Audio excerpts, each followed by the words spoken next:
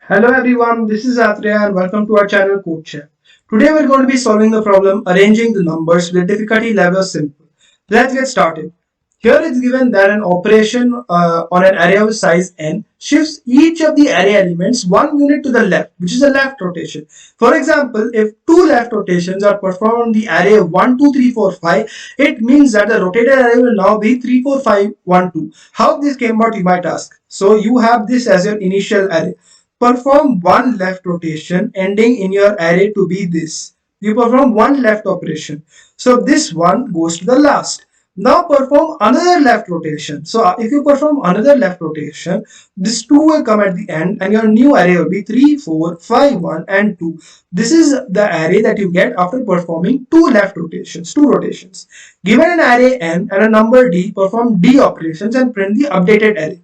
Let's look at the sample case. Here we have 4 rotations on this array. Let's perform one rotation. If we perform one rotation, we know this will be our output. Perform another rotation. If we perform another rotation, we know that this will be our output. Now perform another rotation. We know that if we perform another rotation, this will be our output. Now we need to perform another rotation, right? One rotation, two rotations. Yeah, four is D is 4. So perform another rotation. If we perform another rotation, what we get is 5, 1, 2, 3 and 4.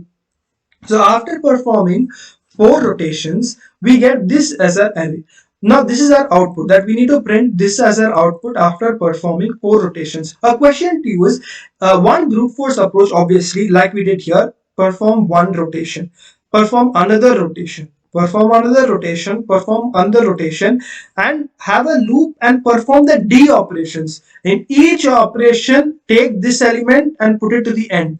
Take this element, put it to the end. Take this element, put it to the end. Take this element, put it to the end. So this kind of a brute force approach. But is there a way that you can go from this, input that is given to you directly to this? Is there a way to directly jump here without performing one operation, one operation, one operation? Can you directly perform D operations to jump here? This is a question to you. And the second question is, how many rotations should I do on an array of size n to get the array back?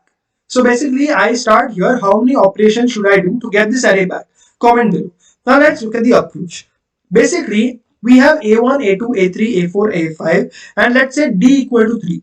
Because D equal to 3, the final result what I get is basically these 3 elements at the end and these 2 elements at the start. That's it. Because I need to do left rotation, let me write it separately. I am performing normal brute force left rotation here. So on A1, A2, A3, A4, A5.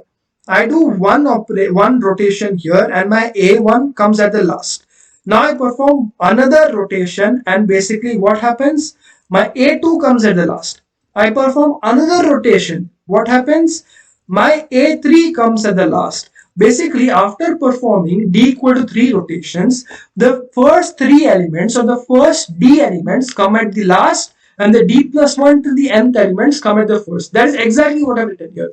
Because you are performing left rotation, which is D times, the first D elements will come at the end. And the first 2 elements, this is basically nothing but the elements from D plus 1 till n. So the whole problem is solved by 2 simple for loops. After performing D rotations, you need to first print the elements from D plus 1 till n and then you need to print the elements from 1 to D. These are the elements from 1 to D. So basically after performing D rotations here, just so that it's easy to visualize, I put D equal to 3. Because I'm performing D equal to 3 rotations on this array, the first 3 elements will go at the end. So what will be at the starting? From D plus 1 till n, whatever elements I will have at the starting. Then from 1 to D, whatever I will have. So 2 simple for loops. A common mistake that people do is they don't check the constraints. There is a variation of this problem that I suggest you to pause and solve, where your D can be greater than n also. In that case, how will you solve this problem? In this question, it is given that D is lesser than equal to n. So we are safe here. No issues, this will work. But if your D is greater than, for example, my array is 5 here. In this problem, my D is guaranteed to be less than equal to 5. But what if my D equal to 25? Can you tell me what the array will be after 25 rotations, and I want a time complexity of order of n only. So comment that also below. This is a follow-up question for you. But for this problem, simple problem where d is less than or equal to 1, where it's guaranteed, we know that we first print the elements from d plus 1 till n, and then we print the elements from 1 to d to solve this problem. Hope this is clear.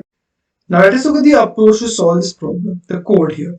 Here this is the code in C++. After inputting n and d, what we do is we input the array. After inputting the array, basically as per our solution, we print the d plus 1 till n elements first, and then we print the elements from index 1 till index d.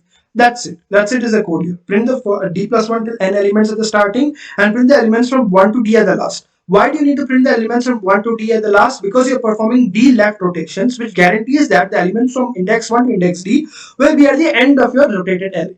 Hope this is clear. Similarly, if we look at the Python code, which is much more compact, now here I used zero indexing here. So I'm decrementing my d by 1 because d follows 1 indexing. Then I'm printing the elements from d plus 1 till n here. But in Python, it needs to be noted that the range function, the first parameter is inclusive while the second is exclusive. So why might this might look like the same thing for int I equal to d plus 1, I less than equal to n I plus plus? It is not. It is going from d plus 1 till n minus 1 here, because the second index, second parameter is non-inclusive. Basically, it's not including this nth index. It is going from d plus 1 till n minus 1 and printing it. Here, normally the end separator or delimiter for the print function is a new line character or /n. But here, because we need to print the element separated by a space, we specified specifically that end equal to space. Now, after printing the elements from d plus 1 till n minus 1, because it's zero indexing, we need to print elements from 0 to d. Basically, how do you print the elements from 0 to d? It's nothing but 0 comma d plus 1 here. We go there. Basically, d minus, we already decremented d by 1, and then we are printing from 0 to d here. And then we are printing ARR of I again, and we are specifying end equal to space. Basically, print the elements separated by a space.